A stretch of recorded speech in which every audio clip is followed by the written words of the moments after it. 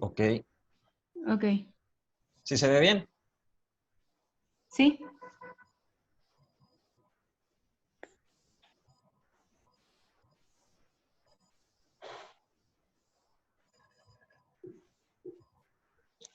Ok. Ponlo modo presentación. Sí, señor. Voy. Mi computadora es un poquito tostadora, entonces se tarda.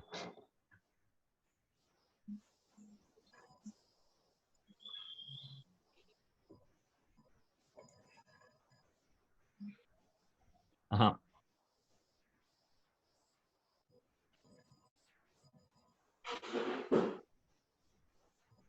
Entonces comenzamos. El tema de hoy es causalidad en medicina y criterios de Bradford Hill. Eh, Quería comenzar con esta imagen que ejemplifica perfecto lo que es todo el tema, que vemos una mano, un dedo de una persona empujando una pieza de dominó. Como vemos, el efecto, el dedo como causa produce un efecto que las piezas se van a caer subsecuentemente causando el resultado. Y nosotros como observadores lo veríamos como algo lógico. Sin embargo, la causalidad es un tema que ha sido objeto de controversia a lo largo de la historia, siendo abarcado por grandes filósofos y pensadores, así como también en miembros del personal de salud. Estos últimos en la búsqueda del conocimiento de las causas de las enfermedades, lo que causó un interés por el área de la salud. De este modo, puede extraerse innumerables ejemplos de la búsqueda de las relaciones causales que han hecho los epidemiólogos al menos en los últimos 150 años. Por lo que investigar las causas de las enfermedades se ha convertido en una de las principales y más utilizadas aplicaciones de la epidemiología. Ya va, aquí que me están pidiendo para entrar.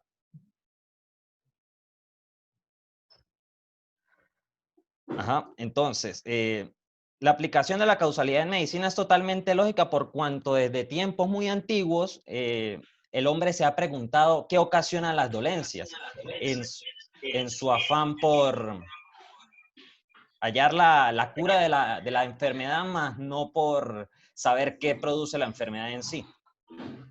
Entonces, de esa manera tenemos que en medicina la causalidad también se ha aplicado y para eso podemos empezar definiendo qué es causalidad.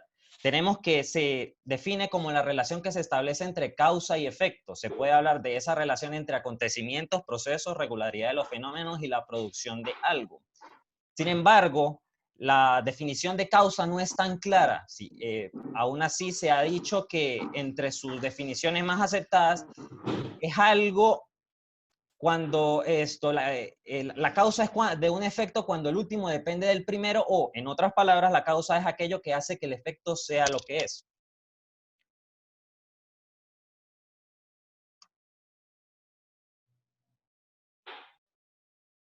De ese modo tenemos que la evolución del pensamiento causal, como no podía ser de otra manera, tenemos a Aristóteles, el gran filósofo griego, padre de la lógica, decía que, o sea, él apoyaba la importancia de conocer las causas de los fenómenos, pero reconocía que una sola causa no bastaba para explicar la producción de un efecto, entendiendo que para ello se requería la presencia de 4 factores a saber. En este caso tenemos la causa material, que constituiría el receptáculo pasivo sobre el que actuarían las demás causas, la causa formal, que vendría siendo la esencia o ideal de lo tratado, la causa eficiente, que sería la fuerza motriz o compulsión externa a la cual obedecen los cuerpos, y finalmente la causa final a la cual todo tiende o sirve.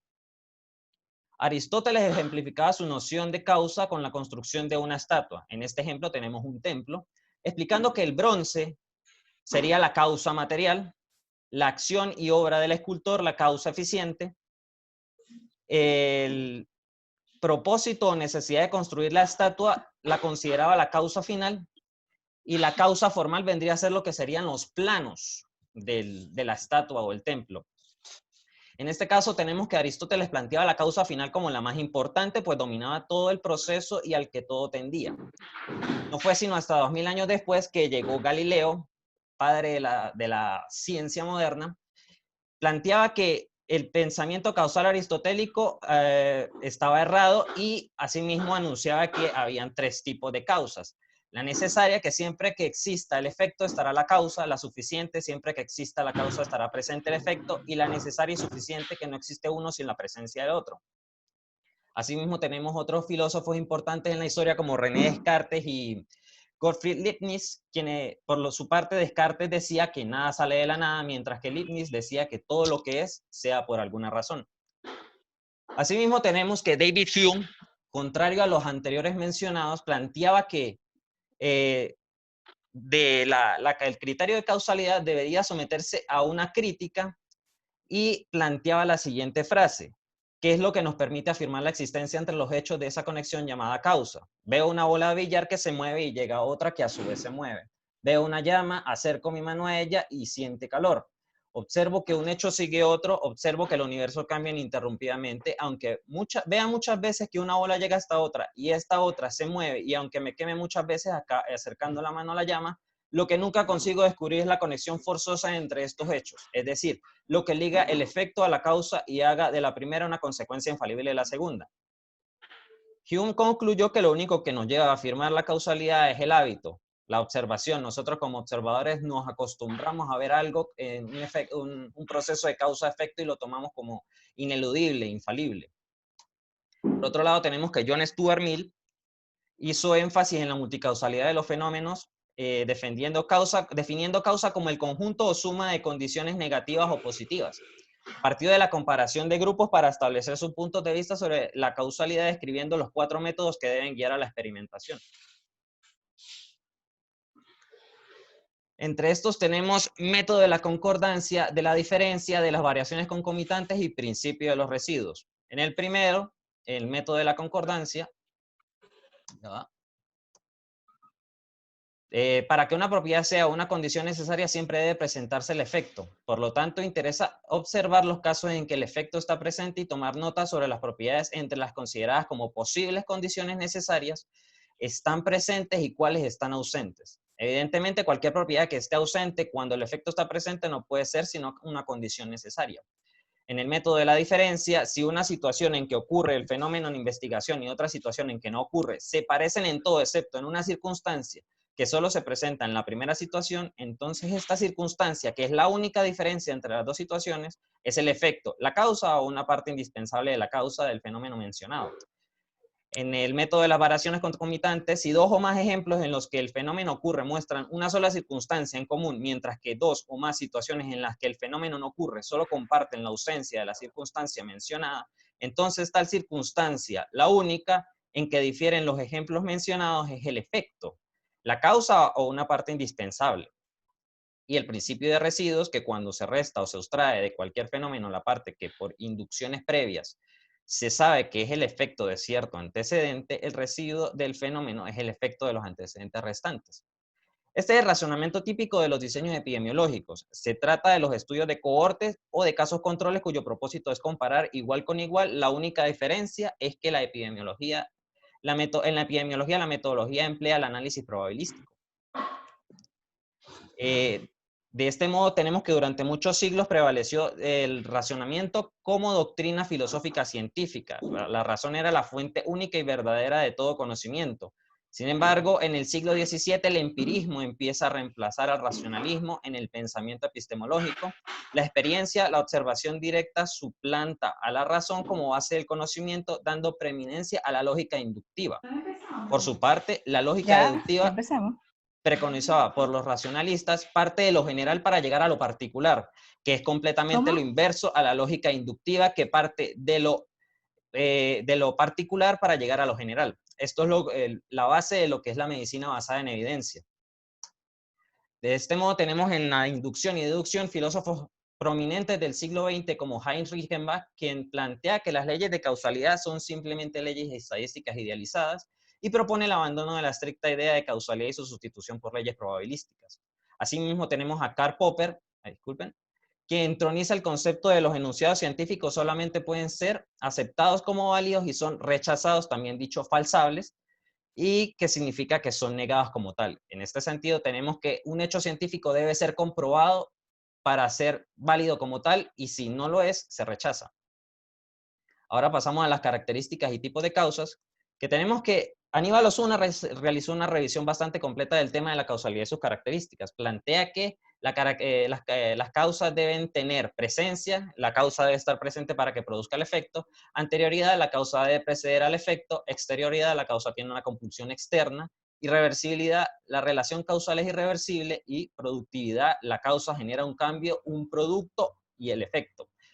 Donde tenemos que en este ejemplo la letra A, donde la A vector B, la letra A representa la condición de estar presente, ser anterior y proceder del exterior del esto. Asimismo tenemos el vector, la flecha, que es la acción generatriz, que es la productividad e irreversibilidad. Y finalmente tenemos la B, que es el efecto. Asimismo tenemos en tipo de causa, bastante similar a lo que planteaba Galileo, tenemos causa suficiente, que es aquella que inevitablemente siempre es capaz de producir un efecto. Por ejemplo, la sección de un nervio motor trae como consecuencia parálisis de territorio inervado. La causa necesaria, que es la que siempre vamos a encontrar si el efecto, en este caso la enfermedad, se presenta. Y tenemos que, por ejemplo, en la tuberculosis es el bacilo de Koch, ya que para el diagnóstico de dicha enfermedad se requiere que dicho microorganismo esté presente. Y finalmente la causa contribuyente, que es aquella, una vez presente, aumenta la probabilidad de que ocurra el determinado evento, pero por sí sola no aseguran su presencia. Si llevamos estos tipos de causa a lo que sería la pandemia actual del COVID-19, tenemos que la causa necesaria vendría a ser el SARS-CoV-2, que sería el coronavirus, pero como tal no es una causa suficiente, ya que como tal hay muchos pacientes que se presentan asintomáticos ante la infección del virus. Por lo tanto, tenemos que, para presentar la enfermedad, también a causas contribuyentes como ser mayor de 65 años, tener diabetes, tener insuficiencia cardíaca, hipotensión, entre otras cosas. Ahora pasamos a modelos de causalidad. Andrea. Ah, aquí estoy. ¿Me pasas tú? Sí, vale. Paso yo entonces. Ok, perfecto. Voy a comenzar con la cita de uno de los científicos que también está muy involucrado con lo que es los modelos de causalidad, o en este caso los primeros modelos planteados, perdón, que indican como tal un efecto respuesta, ¿no? Entonces, la doctrina científica que afirma que los acontecimientos ocurren en una forma definida, que las diferentes formas del devenir no son arbitrarias sino legales, y que los procesos mediante los cuales los objetos adquieren sus cualidades se desarrollan a partir de condiciones preexistentes. Esto lo dijo uno de los científicos que estuvieron involucrados en todo esto o en analizar todo este modelo, que se apellida Osuna, muy curiosamente. Con lo cual, ¿qué es lo que quiere decir esta cita? Es que todo posee o tiene una causa. Siguiente. Como tal, que nada puede suceder sin algo antes haber sucedido. Entonces, empezamos a explicar o lo que podemos considerar como el modelo de causalidad llamado determinismo puro, que literalmente es un evento, sucede un evento o una causa y sucede otra. Entonces, buenísimo, Aquí me ya no hay están límite de diciendo tiempo. que tenemos tiempo ilimitado. Ujú. Entonces, antes de como tal de todo este modelo que se empieza a manejar esta definición, se manejaba mucho o se maneja, como tal se manejaba la multicausalidad para explicar los distintos tipos de etiologías. De hecho, uno de los que más promovía o defendía esta teoría era Rudolf Virchow, que lo sabemos que es uno de los grandes patólogos del siglo XIX, y basaba sus descubrimientos y postulados en este modelo. Que el cual en esa época era algo bastante desorganizado debido a que no se conocían distintos factores, ¿no? Entonces, este modelo se origina con los distintos descubrimientos y postulados de Pasteur y de Koch, en los cuales empiezan lo que es la teoría bacteriana. Entonces, ellos plantean el origen de cada enfermedad, o sea, cada enfermedad tiene un causante único.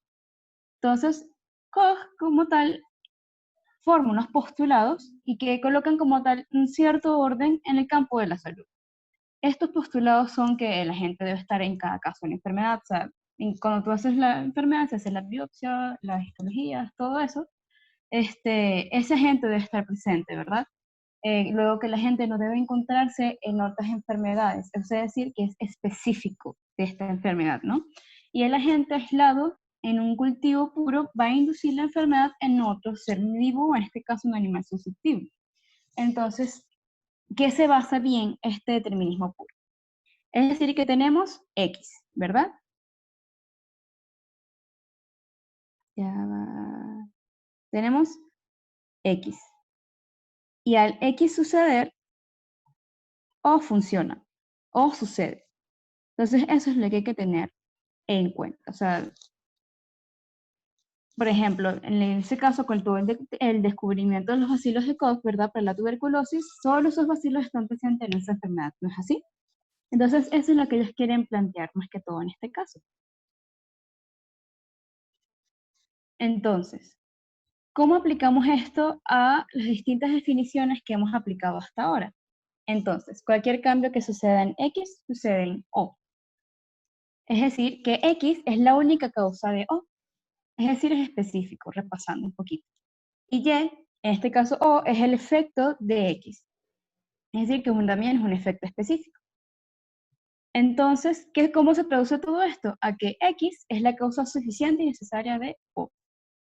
Todo este movimiento lleva a muchos extremos a las investigaciones para poder identificar etiológicamente las distintas enfermedades, que también pueden poseer otras causas, como carencias nutricionales, entre otros, por lo cual le daba como un poquito de dificultad para poder categorizar, determinar todos los tipos de enfermedades que hay. Entonces sabemos ahorita actualmente que de verdad que hay muchos factores que están involucrados en generar o en la generación de una enfermedad, ¿no es así? Entonces, este modelo empieza a caer en desuso o entra como en conflicto porque no permite llegar más allá, no permite llegar a descubrir más cosas o identificar o organizar las distintas enfermedades que hay. Entonces, igual, tuvo un gran enfoque, tuvo una gran influencia lo que es en el campo de la salud. El enfoque que se daba en aquel momento minimizaba mucho los que eran los factores socioeconómicos, nutricionales, entre otras cosas. Entonces, en el siglo XX, hace que se retome el concepto de la multicausalidad, a partir del siglo XX. De distintos enfoques y formas en las que se pueda adaptar, es lo que hace atrayente a este campo. Entonces se empieza a integrar con el modelo de determinismo puro y se modifica. Por cual, siguiente por favor. Se genera lo que es el determinismo modificado. Ok. Este se va a pasar en los modelos de multicausalidad, en lo que nos podemos referir más que todo a las redes de causalidades o como tal lo que conocemos actualmente como la cadena causal, ¿no?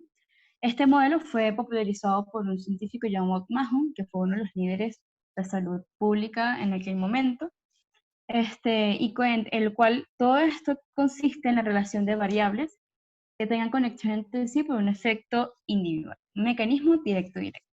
Entonces, podríamos decir o hacer énfasis en que este modelo es como la base de lo que es la epidemiología contemporánea hoy en día, que se ha apoyado que se apoya en distintos estudios de análisis estadísticos, patrones de salud y enfermedades en las poblaciones, que hacen que se conecten entre sí mediante factores de riesgo y protectores, ¿no? Hemos visto bastantes veces en clases anteriores, por lo cual esto se convierte en el concepto principal de la disciplina. Entonces, reconociendo su importancia, utilidad y aplicación en el campo, tenemos que recordar que esta es un modelo de determinismo. Entonces tiene defectos en el cual es simplificar incluso la cadena de eventos reales que puede pasar. ¿A qué me refiero yo con esto? Que la concepción de la cadena causal lleva la idea de una secuencia de causas únicas, por lo cual tampoco puede dar explicaciones a los distintos y múltiples factores que son responsables de distintas enfermedades. Entonces, esto termina venciendo como a un concepto mayor que es como más complejo, que admite la presencia de distintas causas, y como tal no se plantea en este modelo. Entonces, ¿cómo vamos a explicar esto, no? Teniendo en cuenta todos estos factores. Siguiente, por favor. Con el modelo multicausal, que como tal se basa, a su vez, se deriva en dos modelos. Por favor, otra vez. Entonces tenemos que este está conformado por dos modelos, la pluralidad conjuntiva de causas y la pluralidad disyuntiva de causas. Ambos modelos van a tener causa 1, 2 y 3, y que todas son necesarias para poder generar el efecto, o en este caso la enfermedad, ¿cierto? Pero si estas actúan de manera aislada, no sucede, ¿ok? Entonces primero vamos a explicar la pluricausalidad disyuntiva de causas. ¿Qué significa esto?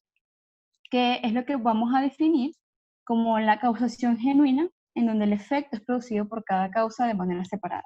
Es decir, que las causas no tienen que estar presentes al mismo tiempo para surgir el efecto, ¿ok? Primero sucede una, luego sucede la otra, y luego suceden así, y la suma de esas sucede el efecto. ¿Qué es la diferencia de la pluricausalidad conjuntiva de causas? Es decir, que tiene que estar la causa número 1, la causa número 2 y la causa número 3 presentes en el mismo momento para que el efecto pueda suceder. ¿Ok? Siguiente, por favor. Entonces, este tipo de cadenas explica relaciones un poco más complejas entre los factores de riesgo, factores protectores, causas intermedias, finales y marcadores de riesgo, en los cuales su predicción va a ser un poco más compleja, pero va a depender principalmente del elemento principal de la cadena. Entonces, ¿cómo este modelo lo juntamos con la información que venimos sabiendo desde antes, ¿no? Entonces, aquí se va a eliminar la especificidad de la causa, ¿no? Y se consideran situaciones en donde ningún factor simple es causa suficiente del efecto. O sea, únicamente esos factores no son necesarios o como tal suficientes. Entonces nos vamos a ir con un concepto en donde vamos a jugar con uno o más factores que se toman como causa suficiente y a la vez tienen efecto sobre la enfermedad. Es decir, lo podemos explicar con los siguientes gráficos que ven acá. A, B y C. Estos son sets de causas. Sets de causas suficientes. Entonces cada factor va a modificar al otro. Entonces recordemos que este modelo, cada factor o causa puede ser cualquier acto, evento o estado de naturaleza que inicie o permite que el efecto ocurra, ¿ok? Entonces, si alguno de estos efectos aparece en al menos un set de causas, que es digamos que uno de los distintos casos de la enfermedad, si lo podemos proyectar de esa forma, pero no en todos, vamos a decir que es una causa contribuyente. O sea, no es que sea totalmente necesaria, pero contribuye a que se produzca el efecto. Y si aparece en todos, es lo que podemos denominar como la causa necesaria de la enfermedad. Entonces, siguiente, por favor. Entonces, recordemos que causa necesaria es la condición en la cual sin ella la enfermedad no se produce. Eso es bueno tener recordando estas definiciones porque de verdad van a ir modificándose y añadiendo más peso a la medida que vayamos continuando la exposición. La causa productora es que son las condiciones en que juega el papel esencial de producción de una enfermedad, los componentes necesarios de causas suficientes, que estos garantizan que el efecto se ocurra. La causa probabilística, que la van a explicar un poco más adelante, cuando está presente aumenta la probabilidad de aumenta la probabilidad de que el efecto ocurra, y la contractual hace la diferencia de la probabilidad cuando está presente y cuando no lo está. Es decir, cuando está presente, aumenta, es como definitiva, ¿no? Terminar. Entonces, siguiente, por favor. Entonces, ¿cuáles son las limitaciones de estos modelos? A pesar de que han tenido una gran influencia, son parte incluso de la mayoría de los análisis que podemos hacer, o sea, son la línea de pensamiento que se han ido generando ahorita en salud pública a nivel de la cadena epidemiológica, entre otras cosas, igual tienen sus efectos, tienen sus límites, igual recordando que no son perfectas, tienen sus flaquezas, imperfecciones, más que todo el determinismo puro, en cual incluso lo admitió el propio Koch cuando luego hizo sus postulaciones, que esto nada más se podría aplicar al laboratorio con fuertes restricciones a nivel patológico, entre otras cosas, ¿ok? Entonces, la multicausalidad permitió mejorarlo, pero no lo suficiente para poder dar respuesta a los problemas que tenemos en la lámina, ¿no? Entonces, tenemos primero la teología multifactorial, que como tal podemos tomar ejemplo a las distintas causas de infarto al miocardio. Que esté una no significa que esa única vaya a generar infarto, sino que tenemos distintas causas o distintos sets de causas que puedan generar ese efecto, ¿no es así? Luego tenemos la multiplicidad de efectos, que podemos tomar ejemplo, como por ejemplo la radiación, que puede generar distintas enfermedades y es una sola causa como tal. Y eso no lo explica ninguno de los dos modelos. ¿No es así? Y luego tenemos la dificultad para conceptualizar los factores causales putativos. ¿A qué me quiero referir por esto?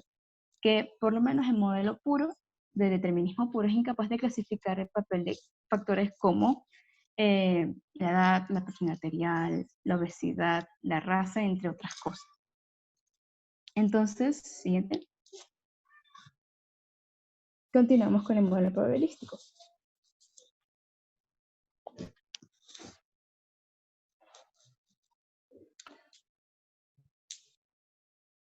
Miguel va a Eso le compartir su corresponde. pantalla.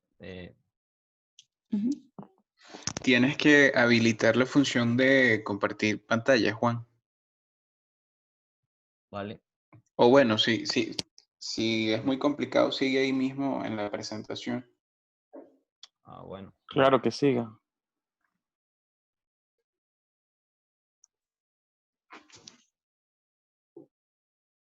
Bueno, mientras se va colocando la presentación, ok. Continuando entonces con los modelos de causalidad en medicina, uno de estos es el probabilístico. Este tiene la particularidad que no es que es contrario a todos los que ya se ha conversado previamente, sino que este básicamente se basa más que todo en el predominio que ha tenido gracias a la patología crónica y degenerativa, que son situaciones que son prolongadas en el tiempo y que en función a esto se ha venido imponiendo sobre la concepción determinista de la causalidad este modelo probabilístico, que como bien podemos inferir, se basa en el concepto de la probabilidad, que este es un concepto netamente estadístico. En esta oportunidad, entonces, se prefiere hablar de una causa hipotética o una hipotética relación que existe entre uno y varios factores y el padecimiento de lo que se está investigando. En este caso sería la enfermedad propiamente dicha. En este concepto se va a reemplazar lo determinista de la causalidad por el modelo probabilístico, como ya lo veníamos comentando anteriormente, y se van a elaborar inferencias causales acerca de una hipotética relación entre un factor y una enfermedad. Y este modelo particularmente lo que va a hacer es hablar entonces de factores de riesgo. La siguiente lámina, por favor. Entonces, el factor de riesgo nos dice que es una característica o una circunstancia que se detecta en una persona en un determinado momento de la vida, del tiempo, o en un grupo de personas que se asocia con un aumento de la probabilidad de padecer o desarrollar un daño hacia la salud. Pero para que un factor de riesgo pueda ser considerado como un factor de riesgo, vamos a tener unos criterios. En la siguiente lámina, por favor. Entonces, ¿qué criterios debe cumplir un factor para ser considerado factor de riesgo? Bueno, el primero de ellos es que se debe observar que la variable covaría con la enfermedad. Esto quiere decir que debe haber una asociación estadística por todo esto de lo que veníamos conversando de que este es el fundamento de este modelo. En segundo lugar, la variable o los cambios en la variable precede a la ocurrencia de la enfermedad. Esto es, la enfermedad no influencia el estatus de exposición. Y como tercer criterio, vamos a tener que la asociación observada no se debe a errores resultantes del muestreo o del involucramiento de otros factores de riesgo o debido a distintos problemas resultantes del diseño o de estudio de análisis. Ciertamente, muchos autores pueden agregar a esto otros criterios, pero estos son los que generalmente se utilizan para que un factor sea considerado de riesgo o no. Hay factores de riesgo que pueden actuar a lo largo de toda la vida. Como bien lo decía Andrea, hay unos que pueden ser, por ejemplo, la exposición a a radiaciones ionizantes. En ese caso, ese factor, si se va prolongando por el tiempo, va a tener como consecuencia la manifestación de algún tipo de desarrollo de cáncer, por ejemplo. Otro factor que puede actuar a lo largo de toda la vida puede ser, por ejemplo, la edad, que a medida que una persona va aumentando su edad, pues bueno, la probabilidad o la predisposición, mejor dicho, a tener diferentes padecimientos de salud son mayores, como por ejemplo un infarto miocardio, ciertos tipos de cáncer, etcétera, etcétera, etcétera. Hay factores de riesgo que son acumulativos, y nuevamente traigo a colación el ejemplo que había dado, las radiaciones ionizantes, que obviamente se van acumulando a lo largo del tiempo y toma ese criterio de ser un factor de riesgo de carácter acumulativo, precisamente porque se va sumando a lo largo del tiempo. Hay otros factores que pueden trabajar en conjunto. Uno de ellos puede ser, se me ocurre, fumar cigarrillos, al combinarse con el alcohol, que esto potencian otro tipo de enfermedades. Y bueno, básicamente es eso. La siguiente, por favor. Ok, aquí esto es una clasificación muy sencilla de los factores de riesgo. Vamos a tener factores de carácter biológico, como por ejemplo el sexo, ciertos grupos de edad, la herencia, etcétera, etcétera. Hay otros factores, como lo son los ambientales, que están relacionados a la contaminación atmosférica, la exposición de las excretas, si es adecuada o inadecuada, la carencia de agua potable. Bueno, ya sabemos qué consecuencias puede traer el hecho de no ingerir agua potable en nuestros hogares. Hay otros factores que son de comportamiento, y esto tiene que ver básicamente si la persona ingiere o no bebidas alcohólicas, si lo hace en exceso, desde luego, porque ya hablamos que esto es algo que puede traer consecuencias. El fumar cigarrillos, dietas inadecuadas en tanto a la cantidad y la calidad, si es en exceso o si es menos de lo que se requiere. Hay otros factores de riesgo que se relacionan directamente con la infraestructura sanitaria, y esto tiene directamente con la atención a salud. Existe baja calidad en la atención, si hay una cobertura suficiente o insuficiente, etcétera, etcétera. Y hay, desde luego, factores socioeconómicos como lo es el nivel educativo, el ingreso, la ocupación, la vivienda, el trabajo, la recreación que esta persona pueda tener, etcétera, etcétera. En la siguiente. Bueno, acá tenemos solamente para ejemplo, no vamos a explicar nada, las categorías de factores de riesgo para las enfermedades cardiovasculares. Aquí se establecieron 4 categorías. Estas están relacionadas con los hábitos de vida, con los atributos personales heterogénicos que tenga desde luego la persona. Hay indicadores de compromiso y susceptibilidad del huésped. Luego, cuando se suba esta presentación, pues bueno, ya se podrá revisar con más detalle cómo clasifican acá y hacen esa categorización de los factores de riesgo. Pero para ejemplificar lo que habíamos mencionado anteriormente, fíjense cómo los factores que ya comentamos se colocan acá para que pueda hacerse un abordaje, digamos, más completo para cuando se va a realizar un estudio en relación a enfermedades cardiovasculares. Siguiente, por favor. Bueno, siguiendo la misma línea del modelo probabilístico, surgen 2 conceptos. Uno es indicador de riesgo y otro es enfoque. El indicador de riesgo es un signo que nos dice que está la presencia precoz de alguna manifestación de una posible enfermedad. Y este indicador de riesgo va muy de la mano con lo que sería el enfoque de riesgo. Estos son conceptos que a nivel de salud pública son necesarios porque uno depende del otro. ¿Qué quiero decir con esto? Que si mi indicador no está, yo no voy a poder realizar un enfoque de riesgo. Y ahí es donde definimos lo que es el enfoque de riesgo. El enfoque es, o mejor dicho, se emplea para medir la necesidad de atención por parte de grupos específicos. Nuevamente, sacamos lo que estábamos comentando anteriormente. Si no tenemos uno, no podemos hablar del otro. Entonces, existe un sinergismo entre estos dos conceptos, más que todo, si estamos hablando a nivel de políticas de salud pública. Si tengo el indicador es porque precozmente hay algo que me dice que posiblemente se manifieste una enfermedad. Por lo tanto, las medidas que se tomen, es decir, el enfoque de riesgo, va a estar se va a direccionar para solventar o reducir la presencia de ese indicador de riesgo. Siguiente, por favor. Bueno, como es también posible de inferir, si yo estoy ante la presencia de un indicador precoz de enfermedad y yo hago un enfoque, pues bueno, también vamos a tener factores pronósticos.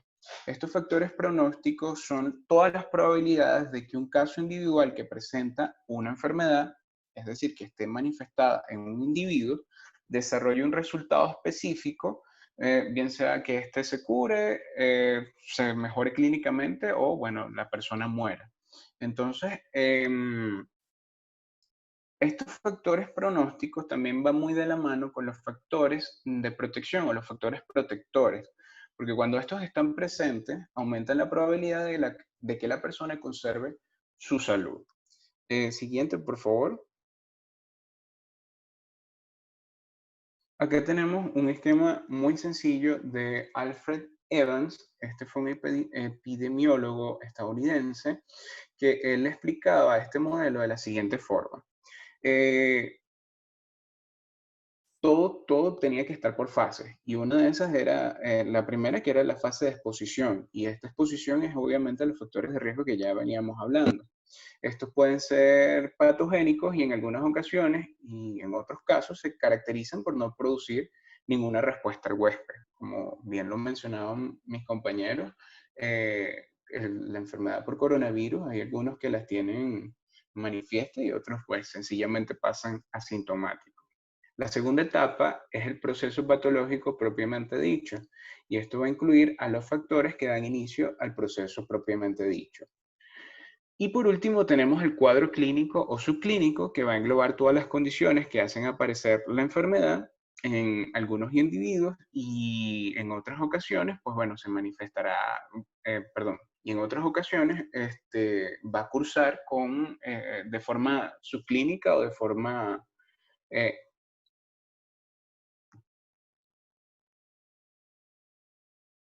Siguiente, por favor.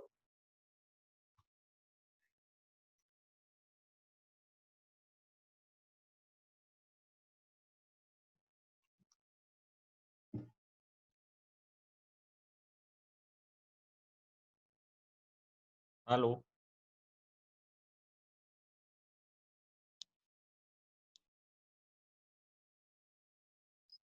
¿Será que se le cayó la...? No. ¿Quién hablaba? Miguel. Ajá. Ya va. ¿Se le cayó o no está? No, no está, se cayó. Ah, se le fue la señal. Ya, Bueno, si quieres continúo. ya está entrando. Ah, ok, perdón.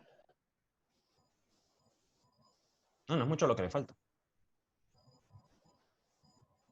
Listo.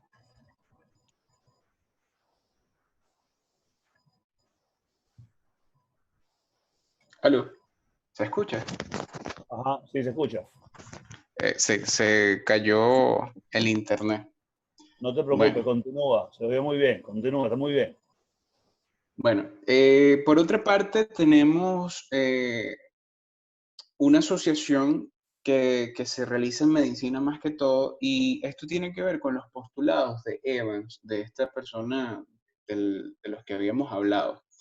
En la vida real se encuentra que muy a menudo dos variables pueden estar asociadas, pero no tienen que ver nada una con la otra. Es decir, se trata de una asociación de carácter no causal, de tipo totalmente secundario.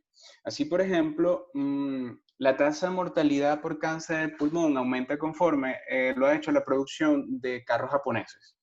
Como es lógico de suponer, no existe ninguna relación entre ambas variables, porque no tiene nada que ver la producción de carros de Japón con el cáncer de pulmón. Pero en otras ocasiones, la asociación encontrada implica una relación de carácter directo, porque si se demuestra, como sería en el caso de que la manipulación de una variable, por ejemplo, una variable A conduce a un cambio de la variable B, pues, por ejemplo, el consumo per cápita de tabaco que ha aumentado notoriamente en los países del tercer mundo y el ascenso de las tasas de cáncer de pulmón, pues ahí sí se puede realizar una asociación directa entre las causas. Para verlo un poco más general, en la siguiente lámina creo que está un esquema. Siguiente, por favor. Bueno, acá tenemos un esquema que nos explica cómo pueden ser los tipos de asociaciones en las variables en cuanto a causalidad en medicina. Hay variables que no tienen asociación estadística y hay variables que sí tienen asociación estadística. Y si tienen asociación estadística, puede ser una asociación sin causa o una asociación con causa. Y si es una asociación con causa, esta puede ser una causa directa o una causa indirecta. Por último, vamos a tener, siguiente por favor, vamos a tener entonces los postulados de Evans. Estos son postulados, esto es netamente teórico, no vamos a explicarlos acá porque sería llevarnos más tiempo. Siguiente. Pero igual se les va a dejar en la presentación y para que se revise nuevamente. Estos postulados, palabras más, palabras menos, son unos principios que, aunque no existe la necesidad de ser demostrados, han servido como base para realizar los razonamientos que en este caso fundamentan el modelo probabilístico. El principal es que la prevalencia de la enfermedad debe ser significativamente mayor en aquellos expuestos a la causa hipotética. Y esto tiene mucho que ver porque evidentemente quienes estuvieron expuestos a esos factores van a desarrollar la causa hipotética. Después de esto, creo que viene César, ¿no? Sí.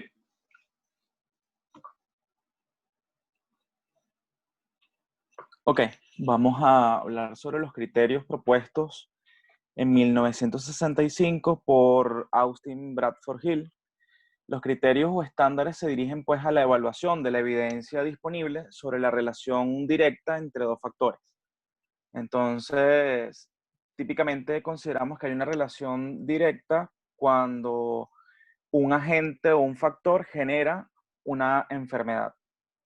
Vamos a tomar en cuenta que el mismo Hill dice que ninguno de los 9 puntos de vista y planteados por él son incuestionables para aceptar o rechazar la causación. Entonces, más allá de ese planteamiento descrito por Hill, hay que hacer una valoración moderna actualmente para apreciar el valor de estos criterios.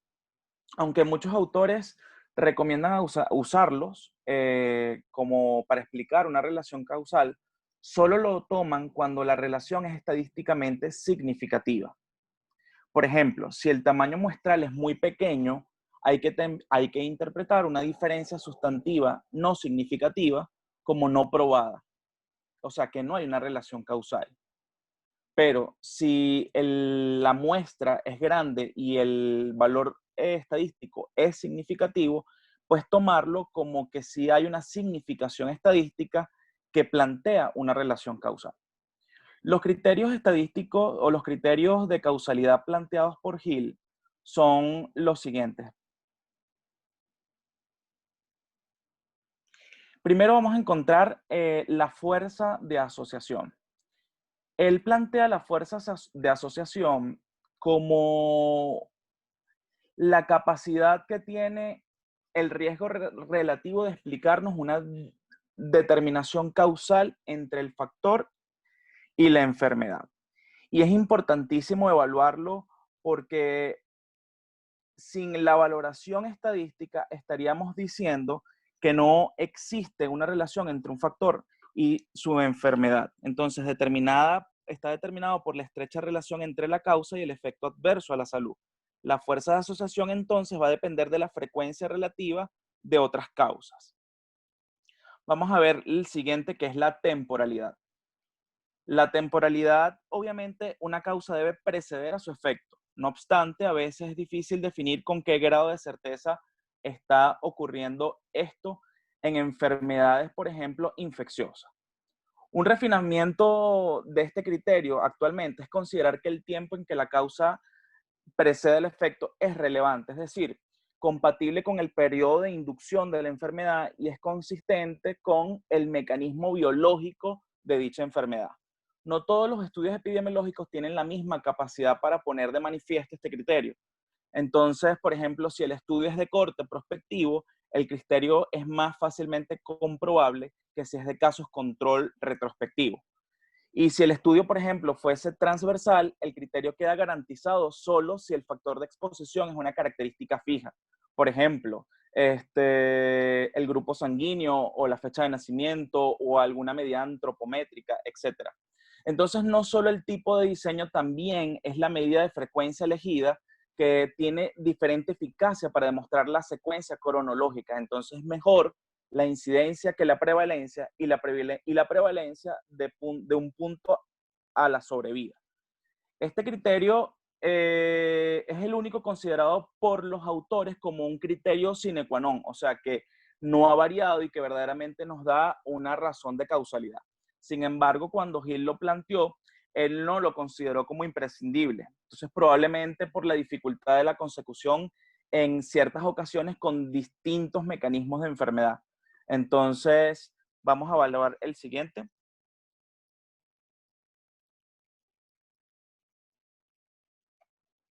Vamos a ver ahora la consistencia.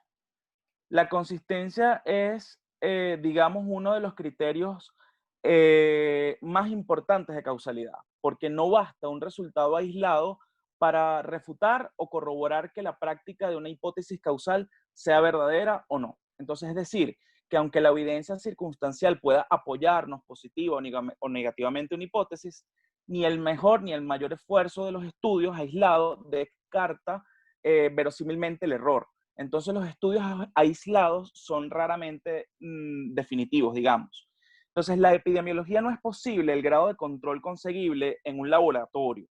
Y por tanto, el sustituto de la replicación exacta es que la repetición en condiciones sean similares. Y basta que se reproduzca un estudio razonablemente con las condiciones relevantes de dicho estudio. Por ejemplo, que los sujetos del estudio sean comparables en distintas regiones y que la misma variable nos aporte el mismo resultado. Para comprobar si el efecto del cual estamos nosotros infiriendo tiene relación con el factor de exposición, es similar y si verdaderamente hay una consistencia entre esos hallazgos. Hallazgos similares, pues, obtenidos en diferentes poblaciones, bajo circunstancias y con métodos distintos y por diferentes investigadores, va a darnos un peso muchísimo mayor para apoyar la causalidad. Es poco probable que un estudio con errores diferentes concluyan una misma cosa si esta no es cierta. Entonces ahí podríamos también estar descartando vicios o errores propios de un protocolo de investigación. Vamos a hablar un poco también de que la cuestión de la relación es consistente en materia de juicio, porque como hay otros criterios que no son arbitrarios. Además que no hay un criterio nítido, no significa que no haya una idea que regule o una regla que nos oriente y que facilite el acuerdo. Entonces, como ya les comentaba al principio, una regla razonable puede ser para ser consistente los hallazgos obtenidos por estudios comparables y correctamente realizados deben ser la misma dirección. Los riesgos relativos por encima y por debajo de 1. Entonces, aunque los resultados puedan diferir en tamaño y esto pueda tener trascendencia, digamos, en la práctica, ello va más allá de la valoración de la causalidad, porque el riesgo relativo nos va a dar una significación estadística. Sin embargo, nadie duda que sea deseable que los hallazgos sean consistentes y tengan una magnitud, por ejemplo, del riesgo relativo similares en la replicación de estos estudios. Este criterio tiene también sus excepciones. Si no se repite la asociación, no puede descartarse una relación causal porque algunos efectos ocurren solo bajo algunas circunstancias inusuales. Hay un factor importantísimo que es el factor del gradiente biológico. Es que la frecuencia de la enfermedad aumenta con la dosis o con el nivel de exposición. Este criterio también se llama relación dosis-respuesta.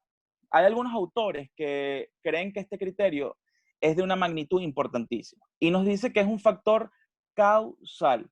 Cuanto mayor es la exposición al factor, mayor es el riesgo de sufrir la enfermedad. Es decir, una relación directamente proporcional entre el factor y su efecto. Si es posible, digamos que las variables predictoras deben medirse de forma continua y mediante varias categorías para estudiar esa relación dosis-respuesta. La asociación entre fumar cigarrillos, por ejemplo, y el cáncer de pulmón es un ejemplo de esta relación. Los fumadores que son moderados tienen tasas de cáncer más elevadas que los que no son fumadores. Y los grandes fumadores presentan tasas aún más grandes. Entonces ahí vemos que a mayor exposición del factor tenemos más incidencia de la enfermedad.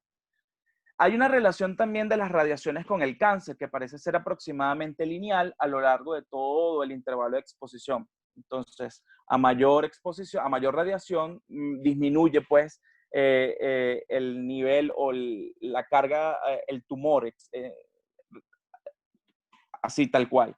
Entonces, sin embargo, hay otras asociaciones que pueden tener una relación curvilínea, una relación, por ejemplo, osteoporosis, fractura o presión arterial, enfermedad cardiovascular. Digamos que no se da tan proporcional, tan directamente proporcional, sino que comienzan a tener unas curvas tipo sigmoideas, unas curvas tipo J, unas curvas tipo U. Entonces hay relaciones causales que no cumplen, digamos, a modo rajatabla este criterio.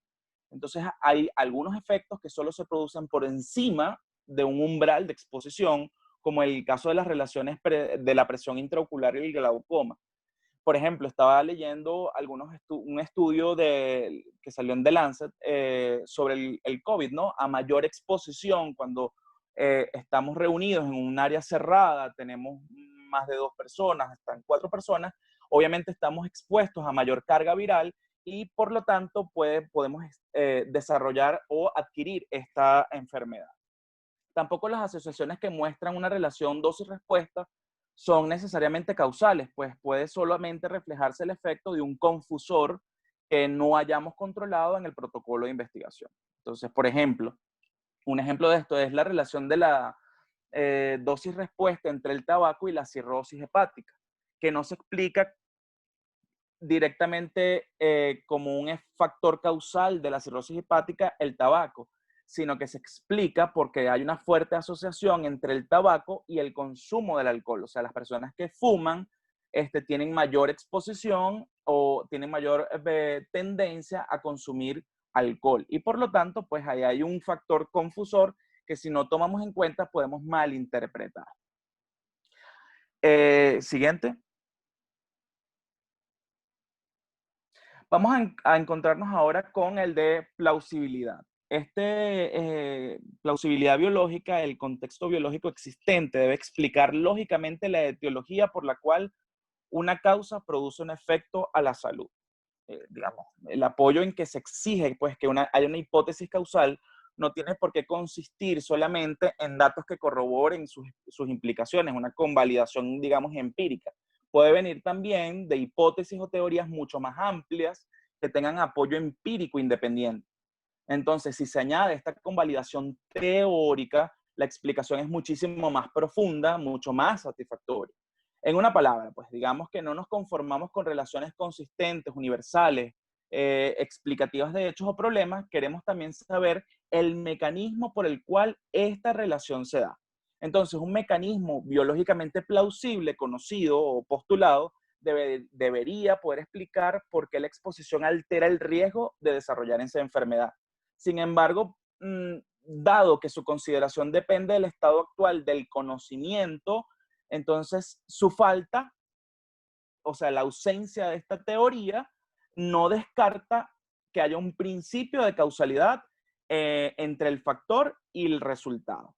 Entonces, por ejemplo, un ejemplo es la asociación de nuevo entre el tabaquismo y el cáncer de cérvix. Al principio, había una falta de verosimilitud biológica y se creyó poco en ella, ¿no? En esta relación, pero luego se identificaron componentes del humo del tabaco en el moco cervical y en otros líquidos corporales de las fumadoras.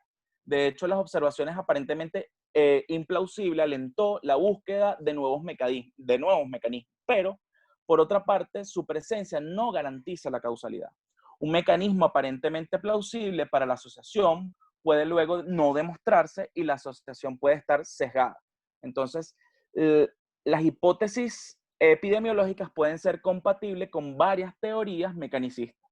Una teoría mecanicista es importantísima porque se prefiere, digamos, es darle una explicación orgánica, considerar el mecanismo por el cual da una lógica mucho más fuerte y enriquece mayor el contenido metodológicamente expuesto a través de las hipótesis estadísticas y suministrar una explicación profunda que detalle a nivel de la realidad de lo más básico. Por ejemplo, la teoría oxidativa de las LDL como un mecanismo para explicar la relación entre el colesterol sérico y lo que nosotros conocemos como cardiopatía isquémica. Entonces luego vamos a tener un factor que es importante, que es el factor de especificidad. Una causa origina un efecto en particular.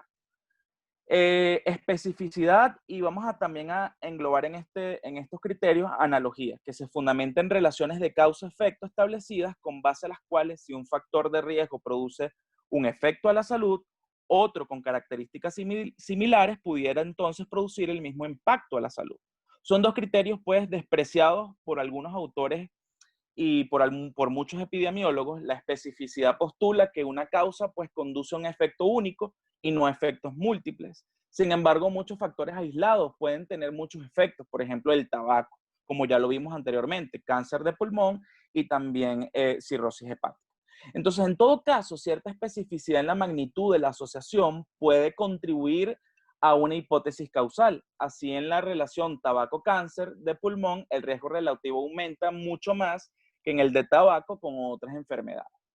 La analogía entonces postula que causas similares podrían producir enfermedades similares. Por ejemplo, si un medicamento puede causar malformaciones congénitas, entonces quizás puede hacerlo otro medicamento. Este criterio contemplado por Hill forma parte del concepto global de la plausibilidad, pues se refiere a lo que es la relación análoga entre una relación bien establecida y más bien es útil para formular hipótesis más elaboradas que para evaluarlas como tal. Sin duda alguna, la evidencia experimental es un criterio deseable y de alta validez, pero rara vez se encuentra disponible entre las poblaciones humanas, ¿no? O sea, digamos, ¿cómo experimentamos? Si tenemos un factor que nos expone a una enfermedad, entonces la cesación de esa exposición va a evitarnos la enfermedad. Si un factor tiene un efecto, dicho efecto debería cesar cuando es removido el factor.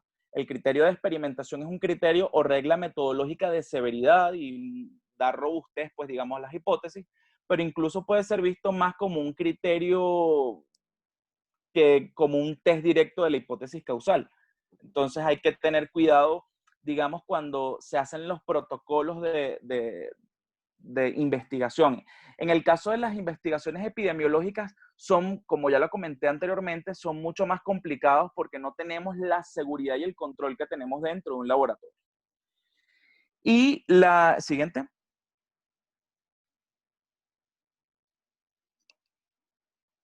Ok, y por último la coherencia. La coherencia incluye a los otros criterios, ¿no? Analogía y plausibilidad. La coherencia dice que la asociación no debe entrar en conflicto con lo que se sabe de la enfermedad. Por eso la plausibilidad es importante, tener una teoría que nos explique, ¿no? Que podamos tener una explicación teórica robusta que abarque el comportamiento mecánico de dicha enfermedad y que no puede entrar en conflicto. Es decir, debe ser consistente con el conocimiento ya existente. Así, entonces, la asociación del cáncer de pulmón con el consumo de tabaco es coherente con el aumento temporal habido en los dos variables desde el principio del siglo y con la diferencia que actualmente conocemos de la mortalidad en ambos sexos. Entonces, contribuye la las alteraciones histopatológicas observadas en el epitelio bronquial de los fumadores y la presencia en el humo del tabaco de carcinógenos para la piel de los animales de laboratorio. Entonces debe haber coherencia entre lo que planteamos, entre lo significativamente estadístico y adicionalmente entre la teoría que utilizamos para explicar y dar entendimiento global a este planteamiento que hacemos. Precisamente que entonces digamos los criterios sean reglas metodológicas y decisionales que expliquen pues todo sin excepciones, que no quede nada suelto. Hay otros criterios que, siguiente. Vamos a ver a modo de resumen un poquito lo que acabamos de comentar ampliamente actual, o sea, sobre los criterios de Bradford, ¿no? Lo primero es la fuerza. El criterio de fuerza es el criterio que nos va a dar mayor significancia estadística. De hecho, es fuerza, digamos, vamos a hacer una analogía, fuerza, analogía, riesgo relativo grande, consistente. Luego, consistencia. Debe haber una asociación observada repetidamente por varias personas en sitios y circunstancias y épocas diferentes. La especificidad. Una causa lleva a un solo efecto. La temporalidad. La causa precede al efecto. No se puede dar, digamos, mientras se va desarrollando los signos de enfermedad. No, no, no. Precede al efecto. El gradiente biológico. La magnitud de la enfermedad aumenta con la magnitud de la exposición a la causa. La plausibilidad. La asociación tiene sentido de acuerdo al conocimiento biológico del momento. La coherencia. Ausencia de conflicto con la historia natural de esa enfermedad y biológica. Y el experimento, pues la reducción de la exposición a la causa se asocia a una disminución de la enfermedad. Y por último, la analogía, que la relación causa-efecto ya establecida para un agente, enfermedad, sean similares. Ahora sí vamos a un ejemplo de aplicación de estos criterios de causalidad planteados en 1965 por Bradford Hill con el Helicobacter pylori. Y aquí sí me van a seguir porque prácticamente lo coloqué en la siguiente lámina. Entonces podemos leerlo. Lo hice con toda la intención para que lo podamos leer. Luego voy a hacer unos breves comentarios al respecto. En el primer, vamos a evaluar en este ejemplo la relación temporal. Dice, en un estudio de 454 pacientes sometidos a endoscopia, 34 de los 321 pacientes positivos al Helicobacter presentan el 11%, desarrollaron posteriormente úlcera duodenal a lo largo de 10 años, comparados con uno de 133 con Helicobacter pylori negativo que representan el 8%. Vamos a ver la fuerza de relación. El anterior estudio produce un riesgo relativo próximo a 14. Esa es significativamente estadístico. Luego tenemos la relación dosis-respuesta. El riesgo de úlcera duodenal aumenta con la densidad de Helicobacter pylori por milímetro cuadrado de mucosa gástrica. Luego vamos a ver que hay una replicación de los hallazgos. Muchas de las observaciones referidas al Helicobacter pylori han sido replicadas repetidamente a lo largo, pues, digamos, del desarrollo de la ciencia y aún más con el desarrollo de la medicina basada en la evidencia. Plausibilidad biológica. El Helicobacter pylori tiene sitios de unión sobre las células antrales y puede seguir a estas células en el duodeno. Entonces, el Helicobacter pylori también induce mediadores de inflamación. La mucosa infectada por Helicobacter pylori está debilitada y es susceptible a daños, a efectos muy dañinos, digamos, por el ácido gástrico. Luego vamos a tener en el siguiente.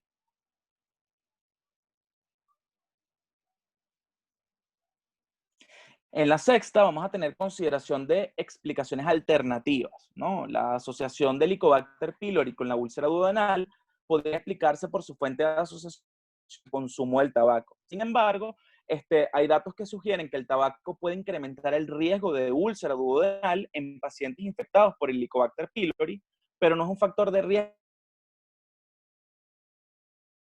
radicado. Por ello, entonces, este agente es necesario para la producción de la úlcera por el tabaco y ejerce al menos un papel cocausal Entonces ahí podemos tener control sobre el cigarrillo, que no se nos convierta en una variable confusora.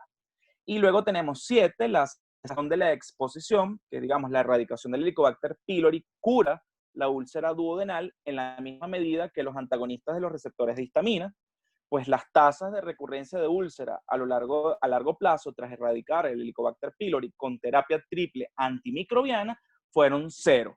Entonces, comparadas con tasas de recaída del 60 al 80% encontradas en pacientes tratados con antagonistas de los receptores de histamina. Entonces, ahí vemos cómo el avance, ¿no? La experimentación nos ayuda a poder tener mayor control y a encontrar verdaderamente la relación causa-efecto. Y tenemos luego la especificidad de la asociación, digamos, la prevalencia entonces del Helicobacter pylori en pacientes con úlcera duodenal es 90-100%. Sin embargo, el Helicobacter pylori se ha encontrado en algunos pacientes con úlcera gástrica, incluso en individuos asintomáticos.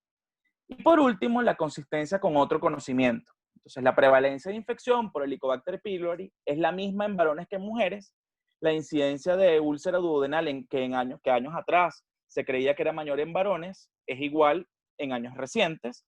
Y además se cree que la prevalencia de la enfermedad ulcerosa alcanzó su pico en la última parte del siglo XIX y la prevalencia del Helicobacter pylori puede haber sido mucho mayor en esa época debido a las pobres condiciones de vida.